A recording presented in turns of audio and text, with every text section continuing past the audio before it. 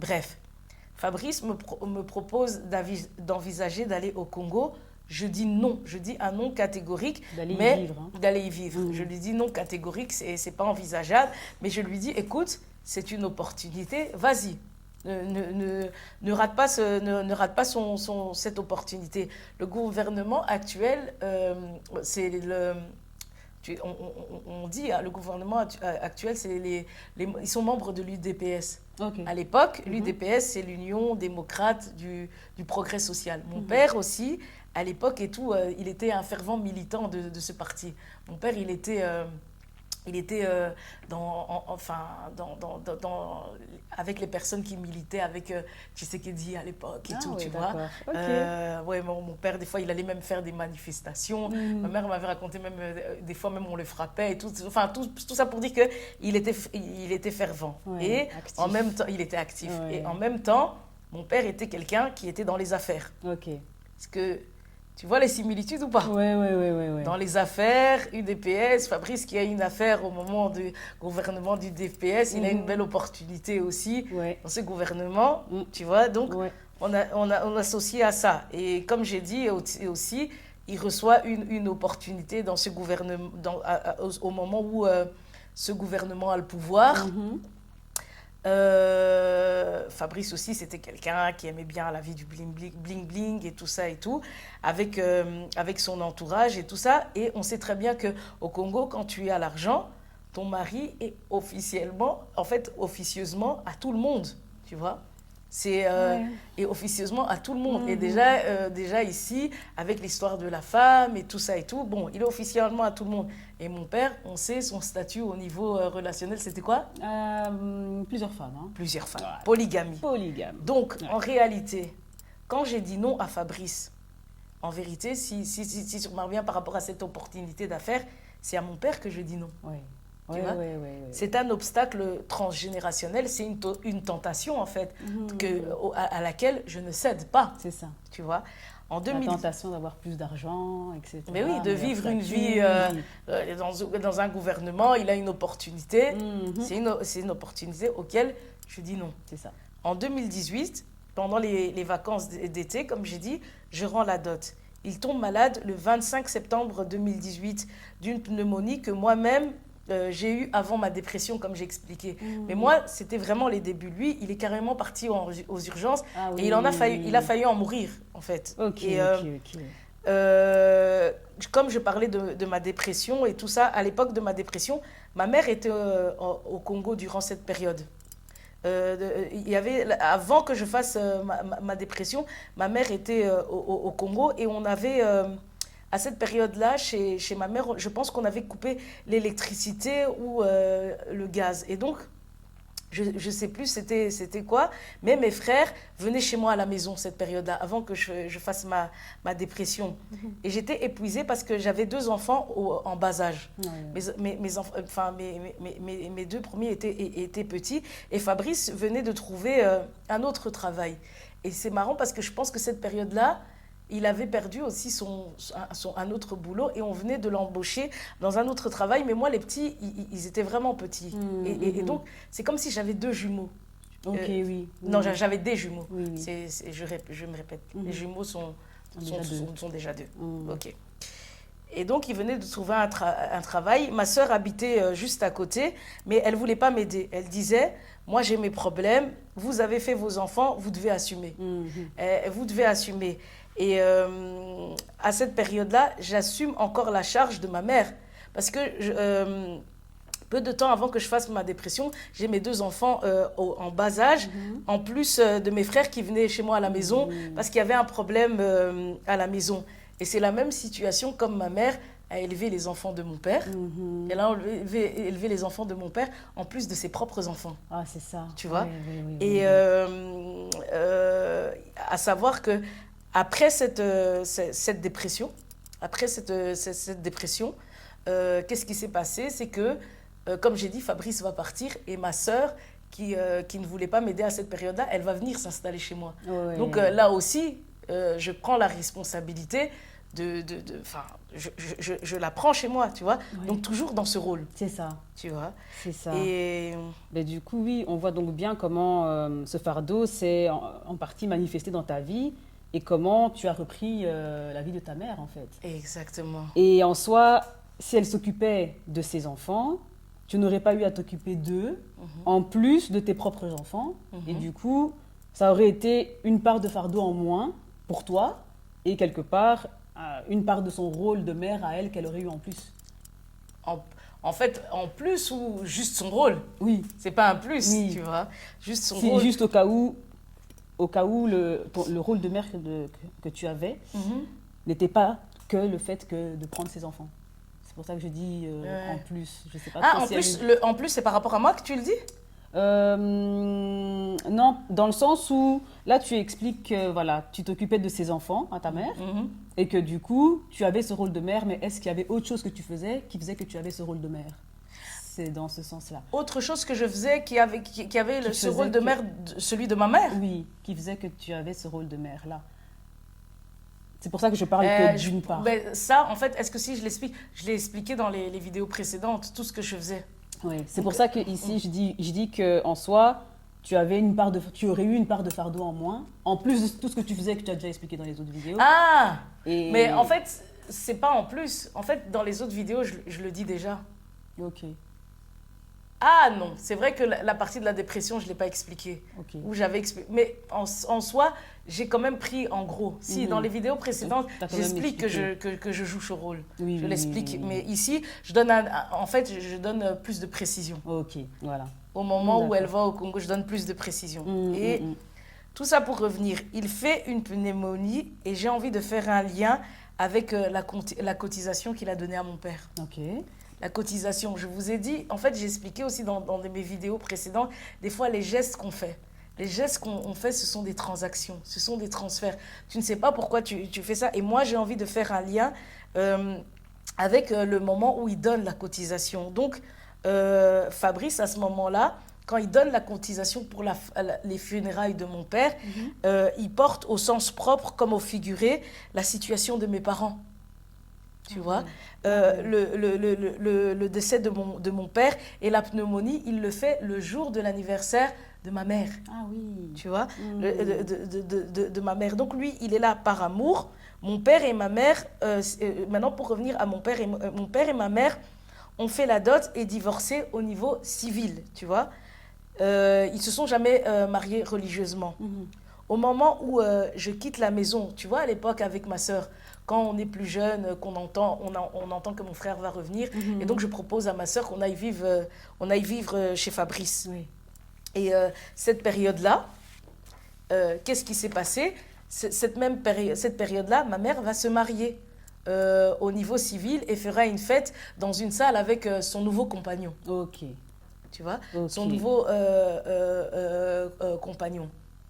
Fabrice, avant de penser à la maison, tu vois, parce que lui, il voulait, quand on s'est remis ensemble en 2010, vers 2019 et tout ça, il voulait absolument, tu te souviens, je disais, acheter une maison. Oui. Et moi, je lui disais, comme on a souvent des attaques bizarres, mieux vaut privilégier le mariage, comme ça, on met notre union, notre famille entre les mains de Dieu. Et on se met en ordre civilement également. Lui, en fait, qu'est-ce qu'il me dira? Il me dira non, le plus important, c'est d'abord la maison. Le mariage, il disait que c'est pour plaire aux autres.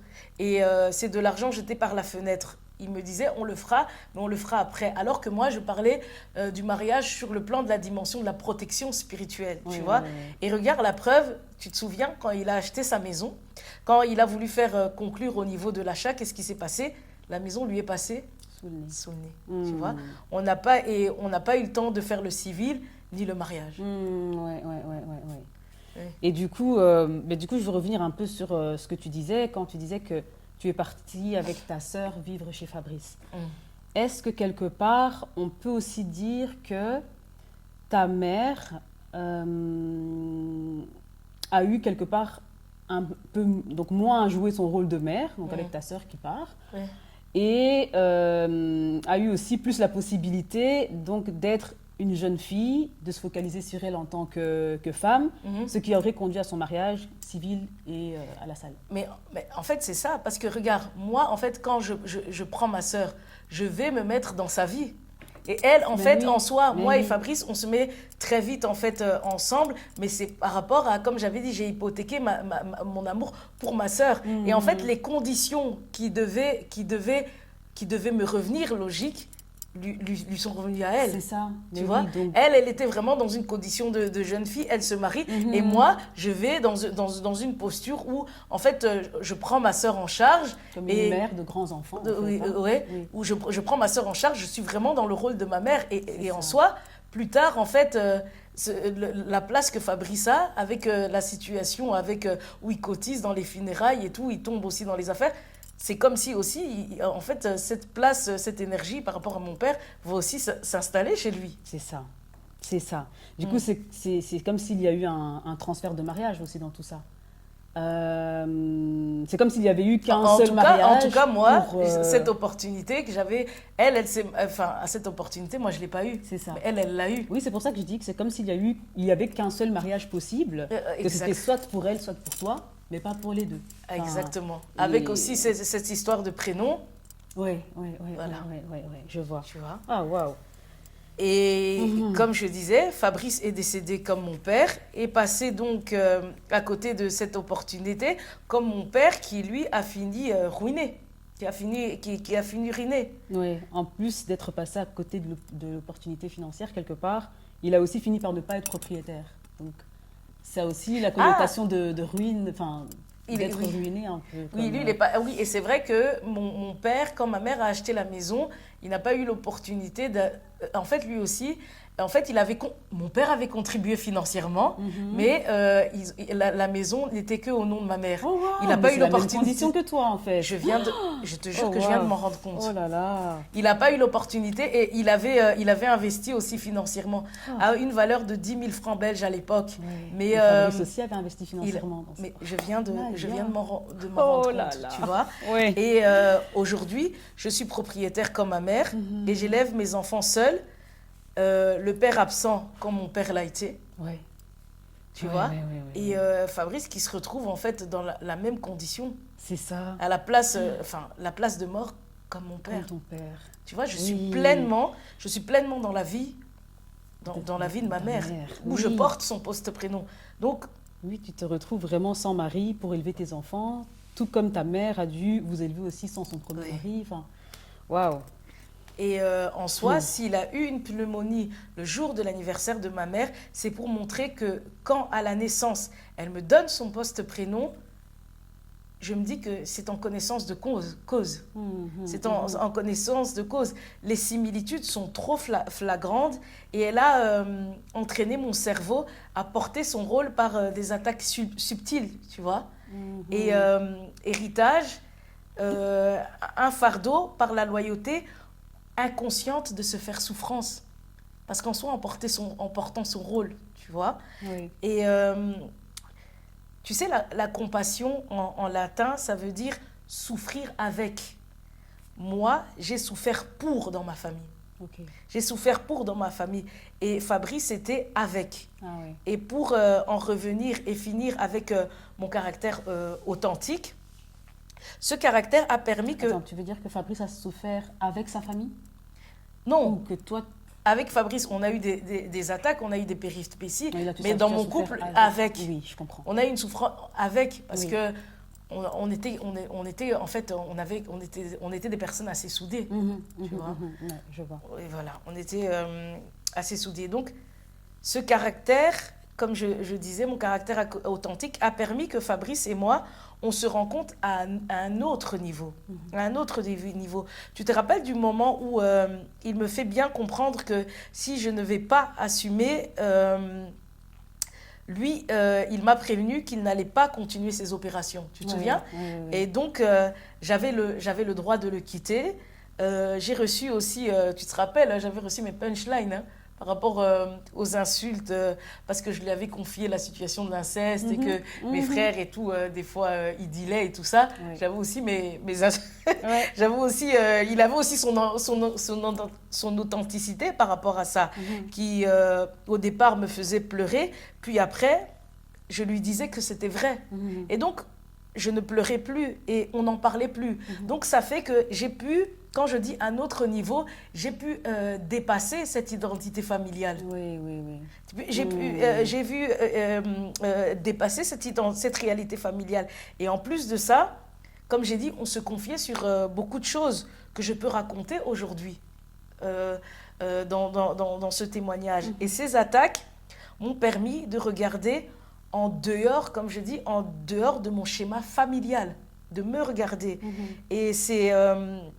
Et quand tu vois aussi, quand Fabrice il dit « je ne ferai plus mes opérations » et tout ça, il y avait aussi ce côté où il assumait en fait ce qu'il était, tu vois. Oui, oui. Et comme je disais, et c'est à partir de l'effort que j'ai fait de le rencontrer, au-delà de son apparence, en fait. Au-delà de son apparence. Oui, et c'est parce que tu avais cette connexion avec toi-même que tu avais justement ce caractère authentique qui vous a permis en fait de vous rencontrer à un autre niveau. C'est vraiment ça. Et- C'est pour ça que Ouais. j'ai raconté des petites anecdotes, mais il ne faut pas s'arrêter sur l'anecdote. Il faut s'arrêter sur la puissance de ce caractère qui a permis que... D'où le fait que je l'appelle mon âme. Oui, Parce qu'il y a une connexion à un autre niveau. oui, c'est ça. Donc tu as pu te connecter à lui à un niveau autre que physique. Exactement.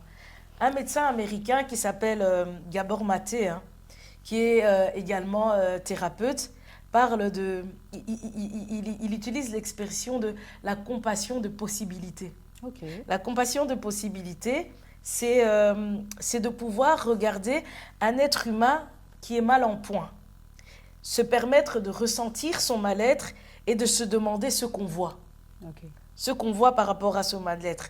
Et il explique que cet être humain n'est pas son comportement, ni son apparence, ni son apparence. Et il faut savoir que les êtres humains sont sacrés de l'intérieur. Les êtres humains sont sacrés de l'intérieur. Et si vous ne le voyez pas, c'est parce que vous vous regardez en surface. Ouais. Il ajoute, C'est beau. c'est beau, Oui. et il ajoute que il faut voir l'autre non pas pour l'apparence extérieure, mais pour leur humanité et appliquer ce principe à vous-même. Ouais. Ce principe à vous-même. La compassion du possible est libératrice. C'est vois ça. C'est ça. Et donc, je comprends ici que par rapport à la foi que j'ai choisie, je me dis que le mariage est avant tout un état d'esprit. C'est un état d'esprit, c'est spirituel le mariage, tu vois. Et ça vous permet de partir de votre réalité d'apparence. Ça c'est pour Fabrice. Et aller progressivement vers votre intérieur. Et pour moi, c'est de partir de la définition que mon environnement d'origine a fait de moi, par mes croyances, mes pensées, mes comportements, et continuer à aller vers mon moi intérieur. Parce que là, je suis toujours apparentée à la vie de ma mère et de mon père. Parce que je suis propriétaire, je suis seule avec enfant, père, un père absent au niveau de mes enfants et mon mari est absent. Oui. Tu vois. Et donc, je ne suis pas libre. Et comme si... et c'est comme si ils ont laissé son oncle et ma mère, ils ont laissé que Fabrice paye pour rejoindre mon père. Oui. Parce qu'en soi, en fait, ils utilisent les coutumes dans un contexte où ils savent qu'on est séparés. L'oncle aussi savait que ma mère était remariée, mais il l'invite à aller là-bas. Donc, quand je parle de vol de quelque chose, il y a consentement de leurs deux côtés. En fait, ils appliquent les coutumes quand ça leur arrange. Et là, le fait de se plaindre que tu as remis une partie de la dot aussi. Donc, ça donne son sens. Ouais. Exactement, tu vois. Et donc... quand on voit la situation qu'il a aujourd'hui, on l'a amené à la mort. Ouais. Et qui plus est, si j'avais accepté de vivre au Congo, c'est moi qui allais payer par rapport à une vie libertine, toujours la vie de mes parents. Parce que s'il est au Congo et qu'il a... et que, en fait, c'est que ça devient l'homme de tout le monde, la vie de bling-bling et tout. En même temps, moi, j'aurais peut-être les finances, la vie, mais au niveau du mental et de l'esprit, Oui, je serais morte. c'est ça. Là où lui serait vivant. C'est ça. Tu vois. Mm. Et Fabrice, s'il était dans cette vie-là, il allait continuer à aider sa famille financièrement. C'est un peu comme encore le même contexte que mon père, Ouais, qui exact. qui aidait toute sa famille. Et en soi, heureusement que je ne suis pas matérialiste, sinon c'était ma mort psychique. Oui. La mort psychique, et tu te souviens, qu'est-ce que j'expliquais au niveau d'Adam et Ève? Ils étaient morts pas au niveau physique, mais au niveau Psychique. psychique, tu Mhm. vois. Ouais. Et donc, c'était la mort psychique qui m'attendait. Il était... et en soi, il était en couple. Il était en couple à la période là où il cotise pour mon père. Mhm. Et selon les dires de la fille, en plus d'elle, il fréquentait aussi une fille de France, à ce qu'elle me disait. Et c'est un propos, un discours qu'une de ses connaissances, un ami à lui, va me confirmer aussi. Ok. Donc, tu vois, c'est comme si le cadre de cette vie commençait à se mettre en place. Oui. Commençait Oh. à se mettre en place Mhm. pendant un moment où, quand on est séparés, il est aussi absent au domicile de la maison. Il est dans une maison ailleurs, mais il n'est pas présent à la maison. Et souvenez-vous, il a quitté la maison par rapport à une bête dispute. Ouais, et je ouais. peux me dire que c'est vraiment spirituel, parce que comment expliquer au moment où je rends la dot, on se remet ensemble. Oui, oui, oui, oui. Donc, on voit vraiment qu'on rejoue les liens de famille, Mhm, mhm. tu vois. Et donc, voilà. Ok, ben du coup, oui, ça rejoint un peu ce que je disais plus tôt, c'est que tu ne peux pas te définir que par ce que tu as reçu de bien qui te compose, mais aussi par ce que tu as reçu de mauvais qui te compose également par rapport à ton environnement, et que donc du coup, c'est la raison pour laquelle, comme selon tes dires, tu t'es fait de souffrance et tu t'es fait de blessures. Et que inconsciemment, quelque part, tu sois devenue celle que tu es au travers des autres. Et donc, du coup, tu parles aussi des autres. Ah, mais tu vas un peu trop vite. Ah, ok. Tu vas un peu trop vite. Ok. Tu vas un peu trop Allons-y vite. Ça doucement. va, on voit que tu Ouais. suis, que tu es intelligente et tout ça. Mais Doucement, hein. doucement. Ok. Doucement, Fanny, doucement.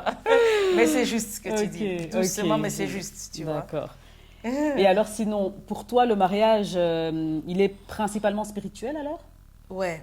Et tu sais, pour moi, plus de 90% ne se connaissent qu'en apparence et ont peur de se rencontrer à cause de leurs blessures traumatiques. Et donc, ils vivent qu'une vie d'apparence. Ils vivent qu'une vie d'apparence. Moi, comme j'ai souffert dans ma famille, j'ai toujours été exigeante dans mes relations avec les hommes, tu vois. Oui. Donc, ça aurait été impossible de rester avec Fabrice et de faire qu'avec son apparence, tu vois. De faire qu'avec son apparence. Mais si je sortais avec lui en tenant compte de son apparence, sans toute cette dimension spirituelle, d'office, en fait, ça aurait été pour jouer soit les sauveuses ou assouvir un complexe de supériorité, tu vois. Parce qu'en soi, si tu es quelqu'un en apparence bien, ça veut dire que tu souffres d'un mal-être intérieur, tu vois. Et ça allait montrer que moi-même, je ne serais pas à l'aise avec mon apparence. Tu vois, que mon apparence ne me plaisait pas. Je ne sais pas si... Ou que j'étais avec lui par pitié. Ok. Oui, Je ne sais pas si tu vois ce que je veux dire. Je vois, Donc, ouais. mais il n'y avait rien de tout ça. Il n'y avait rien de tout ça. Et il y avait tellement rien de tout ça que c'est pour ça que j'osais lui parler de sa blessure ouvertement, parce que je n'étais vraiment pas dans ça. Tu vois. Ok. Donc, je sais que Dieu nous a mis ensemble pour que chacun s'élève dans l'esprit et sort de sa captivité, de sa captivité en surface, qui est liée pour nous deux au sabotage de nos proches par, comme j'ai expliqué, des rites ancestraux, certainement maçonniques, et qui nous contrôlaient à partir de nos émotions fixées sur les liens familiaux. Ok.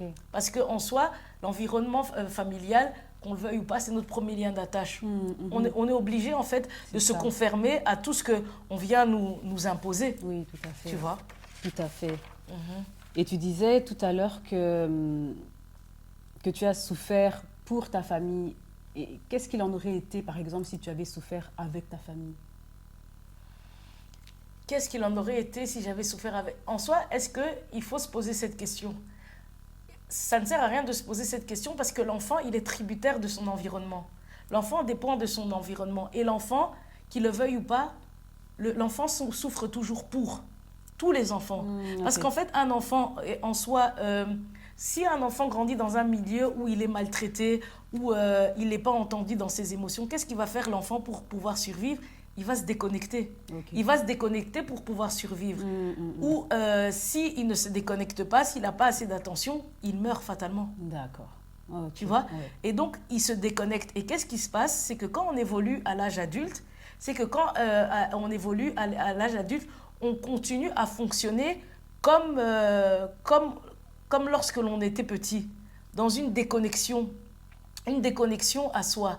Et donc, souvent, il faut faire un travail thérapeutique pour pouvoir, en fait, se reconnecter. Parce qu'on n'est plus tributaire, on ne dépend plus de notre environnement familial. Ouais. Et donc, la plupart des enfants souffrent pour. Oui, ok. Pour pouvoir tenir. Pour autant qu'ils soient nés dans la maltraitance. Maintenant, il y a des enfants qui grandissent bien. Oui, et heureusement. Tout à fait.